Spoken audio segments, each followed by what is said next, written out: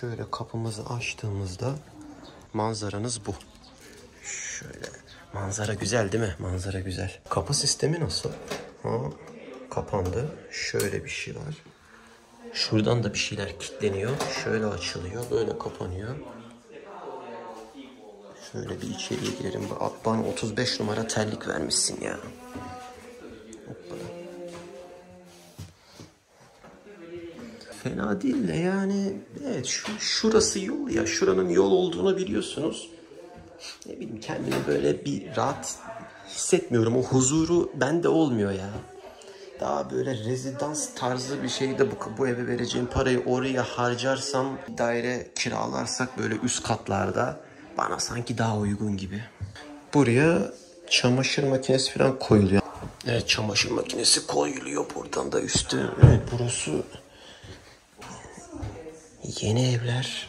Japonya'da böyle oluyor. Bakın şöyle bir tane tuvaletimiz var. Akıllı bir tuvalet. Yeni yapılmış Toto. Toto şirketine ait. Bu ne? Burada da ıvır zıvırınızı koyabileceğiniz bir yer var. Bayağı tuvalete geniş alan ayırmışlar. Şuradan bir kapatalım. Tabii şu Japonya'da bu tarz evlerde, şu tarz gömmeli içlerde eşyalarınızı koyabileceğiniz yerler bir hayli fazla. Salona doğru bir gidelim. Salona bakın, şöyle adımınızı attığınızda burada da bir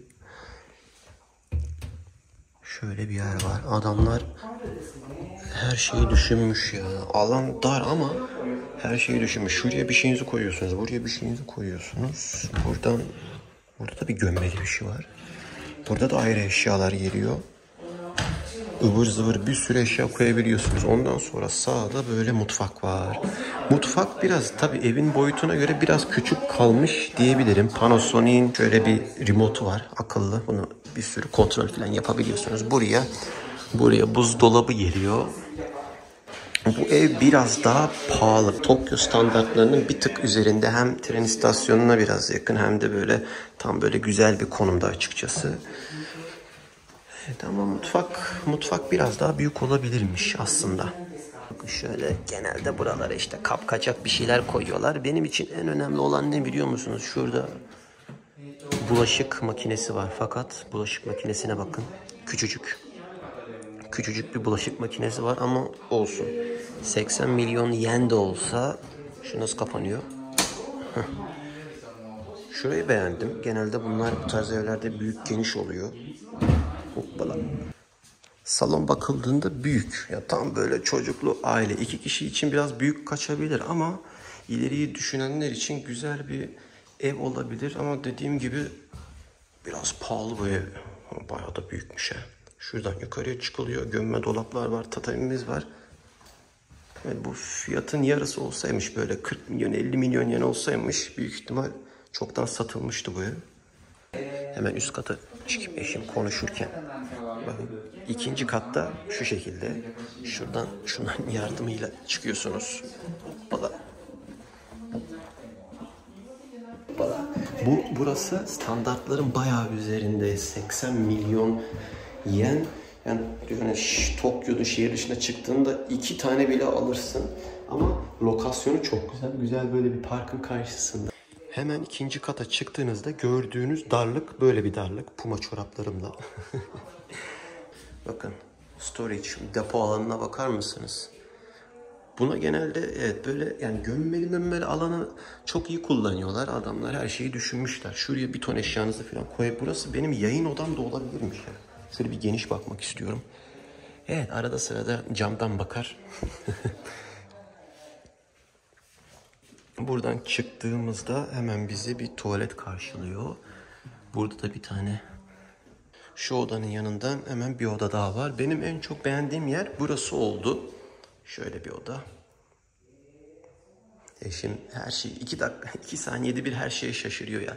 Burada da klima yok. Üst katların hiçbirinde klima yok. Satın alan kendisi koyacakmış öyle dedi. Balkonun aynı şekilde çok beğendim. Yani böyle bir evin balkonu gerçekten bu kadar büyüklükte olması güzel.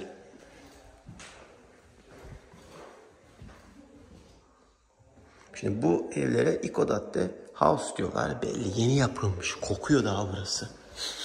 Ev ahşap kokuyor. Bakın kapı sistemini göstereceğim. Kapı sistemine bakın.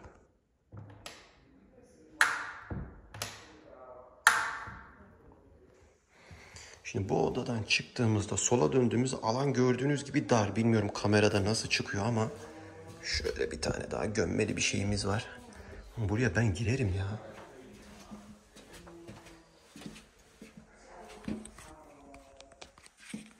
Şöyle de oturulabilir aslında. Evet, böyle alanlar bu tarz evlerde çok fazla.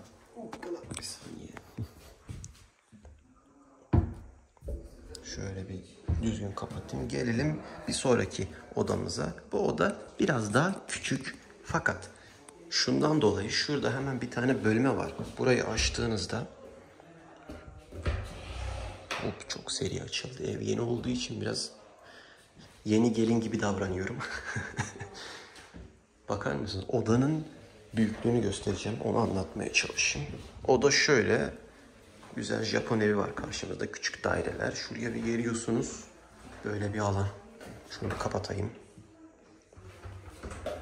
Bu açılıyor mu acaba ya? Açıldı. Bakın şurada da bir park yeri var. Eve ait bir tane park yeri var. Aşağısı bu şekilde. Ev güzel. Ev güzel. Bu ev yani bir 30-35 milyon yen olsaydı, bir düşün. 30-35 milyon yen olsaydı bu ev bir düşünülebilirdi. Ama 80 milyon yen bu evde 6-7 kişiye kadar yaşanılabilir. Zaten 4+2, 1-2-3 tane oda var. Yani 2 aile zorlasan 3 aile bile yaşayabilir burada. Buraya bir şey olmuş. Bunu ben yapmadım. Şu kapı şeyini çok sevdim de. Çok ses çıkarıyor bu.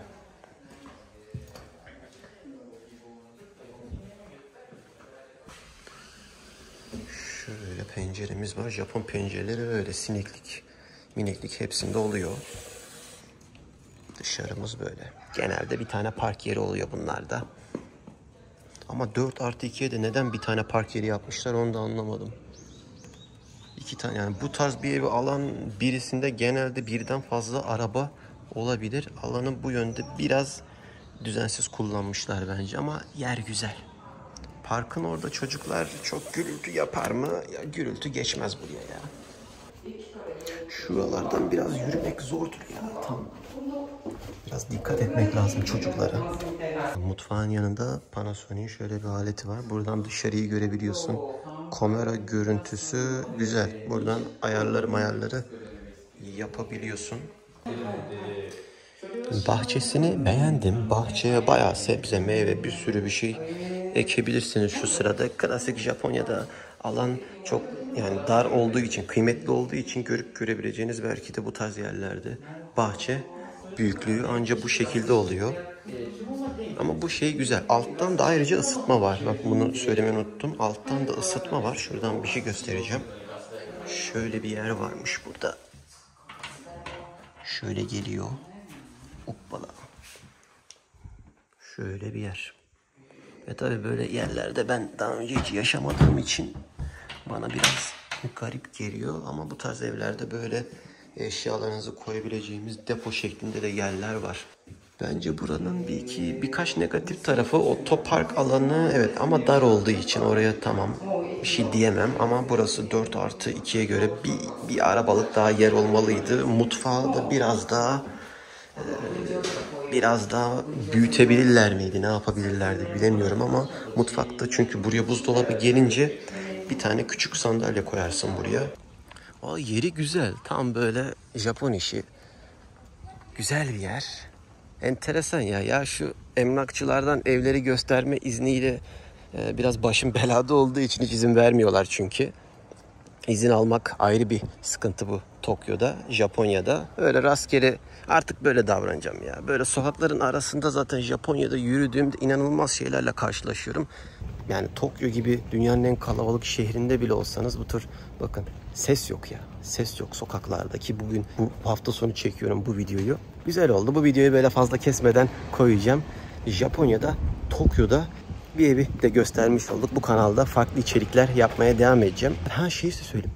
Hangi belgeleri istiyorlar? Bu evi nasıl satın alabiliriz? Hani yabancılara benim duyduğum kadarıyla böyle hani kredi çıkması vesaire bir tık zor. Özellikle Tokyo'da ev alıyorsanız. Şöyle şeyler dedi. Ya ne güzel ya. Bakar mısınız abimler? Ya her yeri değerlendiriyorlar. Her yeri. Boşta bir alan yok ya. İşte bunu ben Hokkaido'da büyük böyle dağlık tarlada yapmak istiyorum. Para lafı olunca boğazıma bir şey kaçtı. 80 milyon yen bayağı para arkadaşlar. Ben tam tutarını Türk lirası cinsinden bilmiyorum. Ekrana sığar mı yazabilir miyim de 80 milyon yen bayağı para. Senelik maaşını işte gösterirken onun 8 kat, en az 8 kat, 10 kat üzerinde bir miktar göstermen lazımmış. Yani hali hazırda bankada. Atıyorum bir senelik senin kazandığın para 1 milyon yense, örnek veriyorum şimdi. Sen onu en az 8 milyon 10 milyon yen üzerinde hali hazırda bankada göstermen lazım. Tabii şirkette orada burada vesaire çalışıyorsan sana kredinin çıkması biraz daha iyi olabilir. Ama böyle part time şu vesaire zaten bu evlere kimse giremez, kimse satın alamaz. Hali hazırda bankada param varsa da böyle şirkette falan çalışmıyorsan da yani o da zaten kolay kolay Japon, mesela bir tane Japon gelip bu evde kalmaz. 2 tane de çift kişi çocuk düşünmeyen bir kişi de gelip bu eve almaz. Bu evde anca 2 tane çocuğun varsa ya da 3-4 kişi, belki babaanne, dede falan varsa olabilir. Çünkü tercih etmiyorlar. İhtiyaçları neyse onun düzeyinde bir şeye girişiyorlar. Araba muhabbetleri de böyle. Tamam yer yok ama adamın ihtiyacı yok. Gidiyor kutu gibi araba alıyor mesela. Birkaç tane belge söyledi. Onlar zaten halihazırda vermeniz gereken belgeler. Ev alırken yabancılara böyle bir zorluk çıkarıyorlar ya da eşi yabancı olan insanlara bir tık böyle zorluk çıkarıyorlar. Japon bir eşin yoksa ve bu eve, yani 2 kişisin ve yabancısın, bu evi almaya kalkacaksın. Şöyle bir durum var. 80 milyon yen dedi ya bu evin toplamına. 80 milyon yenin en az %30'unu bankada göstermen lazımmış ve en az 5 yıl bir şirkette, bir yerde, yani Japonya'da çalışıyor olduğunu belgelemen lazımmış. Yani yabancılar için biraz zor arkadaşlar. Bu tarz bir ev satın almak biraz zor Tokyo'da. Tamam, parası olan burada halihazırda en az bir 5 sene yaşayanlar için bir tık kolay olabilir ama onlar için de bir sürü prosedür var böyle, tamam, kontrol ediliyor. Fakat o para, sen git başvurunu falan da yapabiliyorsun bu arada. Fakat adam 5 senelik şeyi görmedi mi, 5 senelik çalışmayı görmedi mi direkt şey yapıyor. Tak diye kırmızı stampı mührü basıyor. Yani 80 milyon yenin de %30'u bankada olması lazımmış. Yani o paraları burada Tokyo'da bu tarz bir yere vereceğine git bir yerde bir arazi satın al, ev koy arkadaş. Olabilir. Bana o daha mantıklı geliyor. Bir de bu Eijūken var. Eijūken meselesi var. Beni galiba puanımın iyi olduğunu düşündü. Öyle bir izlenim verdim. Böyle abi paralı bir izlenim vermek istedim. Şimdi bu Eijūken dediğimiz olayda işte bir vize tipi sınırsız Japonya'da yaşama hakkı veriyor. Fakat onun bir puan sistemi var. O puan sistemini galiba abim ne dedi? 70 mi? 80 üzerinde mi ne? Bu evi satın almak istiyorsan o puanın üzerinde olman gerekiyormuş. Yani her bakımıyla zorlayıcı Japonya'da. Öyle param var, ben gideceğim ev alacağım muhabbeti yok arkadaşlar. Yani vergisini vermesi lazım, çalışması lazım, cartı curtu, bankası, osu busu vesaire bir ton böyle kontrolden geçiyor. Türkiye'de nasıl? Parayı veriyorsun, ev alıyorsun, vatandaşlık alıyorsun. Böyle ilginç şeyler var. Kontrollerin daha sık olması lazım. Düşünsenize Japonya'daki ev alım şeyinin Türkiye'deki gibi olduğunu.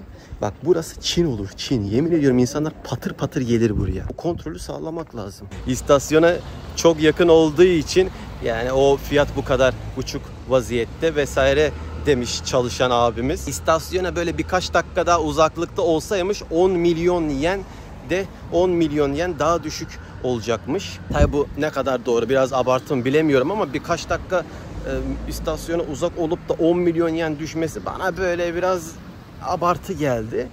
Ama var böyle bir muhabbet var Japonya'da. İstasyona ne kadar uzaksan evinde o kadar ucuzdur. Neyse arkadaşlar, video böyleydi. Kendinize iyi bakın. Bir sonraki videoda görüşürüz. Videoyu beğenmeyi, paylaşmayı, abone olmayı unutmayın. Hadi görüşürüz.